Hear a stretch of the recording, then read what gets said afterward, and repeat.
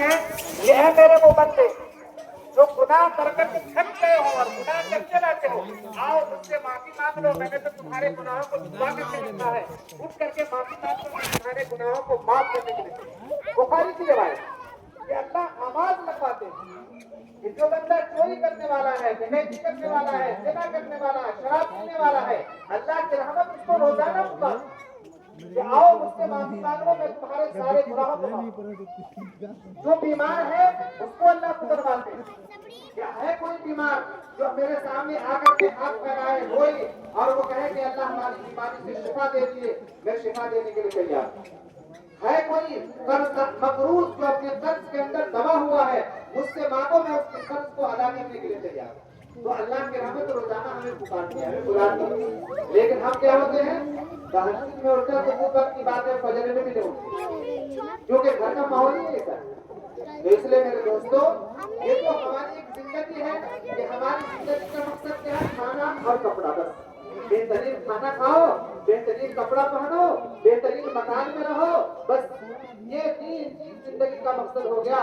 और आगे चलो तो बेहतरीन गाड़ी, चाहे मर्द हो चाहे औरत हो, ये पूरी जिंदगी का खुलासा ये समझ रखता है। हालांकि असल मकसद तो ये है कि हम अल्लाह को राजी करने वाले बन जाए, हमारा अल्लाह हमसे राजी हो जाए, इसकी फिक्र हर वक्त होनी चाहिए।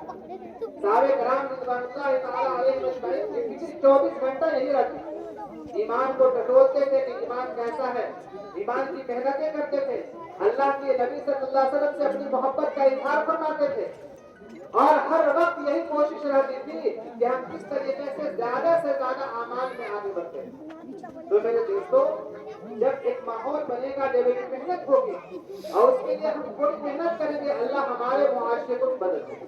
लेकिन शर्त क्या है कि हम मेहनत करें, हम चाहें।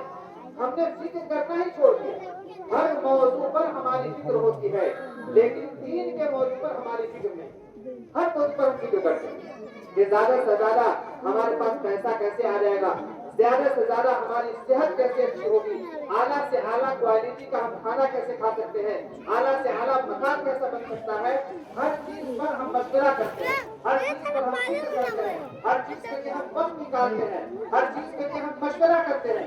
लेकिन एक बेचारा दीन गरीब है जिसके बारे में हमारे घर में उसका तस्करा ही नहीं। ये ऐसा हो गया है कि दीन को बोलना और दीन को अजनबी बना दिया। ये कोई अजनबी नहीं। अल्लाह हम सबकी हिफाजत करे, अल्लाह हम सबकी हिफाजत करे। हाँ, हदीस में है कि बदा इस्लाम गरीबन व सयऊद गरीबा, कि इस्लाम जब आया था तो उस वक्त वो गरीब और अजनबी चीज, मक्का वाले एक अजनबी चीज समझते थे कि ये मोहम्मद सल्लल्लाहु अलैहि वसल्लम, सब लोग एक सल्लल्लाहु अलैहि वसल्लम, हाँ, कि मोहम्मद को हमारे दरमियान इंतहाई अमानतदार, इंतहाई सच्चा इंसान। लेकिन ये एक नई चीज लेकर के आ गया है, एक गरीब चीज लेकर के आ गया है। माँ समीना आबाना, हमने अपने बाप दादा को तो ऐसा बोलते हुए नहीं सुना। तो बदा इस्लाम गरीबा, जिस वक्त इस्लाम आया था उस वक्त भी लोग उसको अजनबी समझते थे और अल्लाह के नबी ने फरमाया सयऊद गरीबा, और आखिरी जमाने में इस्लाम अजनबी बन जाए। तो आज हमारे दरमियान दीन की बातें एक अजनबी बात मालूम होती है कि कोई अजनबी बात पागल बोल रहा है। दीन की मेहनत एक अजनबी मेहनत समझी जाती है, दीन की फिक्र एक अजनबी चीज समझी जाती है, हालांकि यही मकसद है जिंदगी का।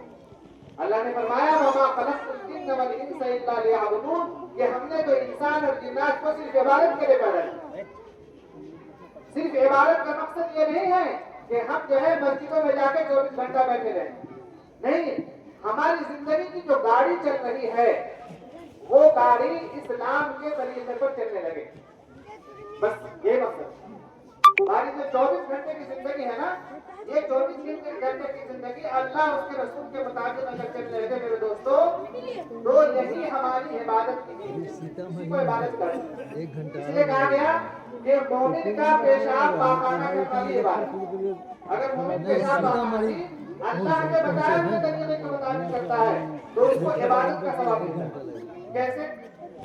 रात में उठे तो अब हमें इस्तिंजा का तकाजा होगा, तो एक काफिर भी उठता है, एक मोमिन भी उठता है, दोनों के उठने में फर्क क्या है? वो भी سے بیدار ہو گیا, ہم بھی نیند سے بیدار ہو گئے, دونوں میں فرق ہونا چاہیے.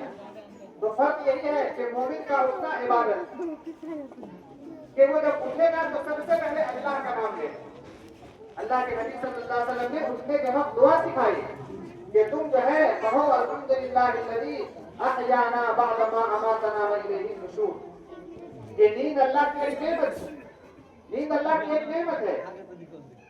اس نعمت کو تم نے حاصل کیا ہے اور پھر ایک نئی زندگی اللہ دے رہے ہیں کہ اپنے ماں کو, اپنے باپ کو, اپنے رشتہ داروں کو دیکھو گے اور دنیا کی ساری نعمتوں کو دیکھو گے تو ایک مرتبہ کم سے کم اللہ کی تعریف کرو, الحمدللہ الذی احیانا بعد ما اماتنا والیہ النشور. یہ کون پڑھے گا؟ مومن پڑھے گا. کافر نہیں پڑھتے ہیں, وہ تو اٹھیں گے, جماعت لیں گے, بیٹ لیں گے اور اس کے بعد نکل جائیں گے. تو ایمان والا جب اٹھے گا تو فوراً اس کو اللہ کا استحضار ہوگا, اللہ کی یاد آئے گی اور فوراً وہ یہ کلمہ پڑھے گا الحمدللہ الذی احیانا بعد ما اماتنا والیہ النشور. تو مومن کا اپنا عبادت ہے.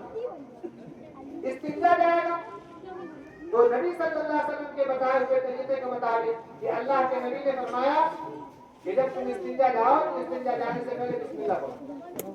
بسم اللہ پڑھیں گے ایک عبادت لکھی جائے گی, عبادت کا ثواب لکھا جائے گا. جب تم استنجا میں جاؤ تو اللہم انی اعوذ بک من الخبث والخبائث. ایک کافر بھی استنجا میں جاتا ہے, پیشاب کرنے جاتا ہے, پخانہ کرنے جاتا ہے, لیکن اس کے ذہن میں یہ سب بات نہیں رہتی کہ ہمیں بسم اللہ پڑھنا ہے, ہمیں دعا پڑھنی ہے. لیکن ایمان والا جب جائے گا تو وہ بسم اللہ پڑھے گا.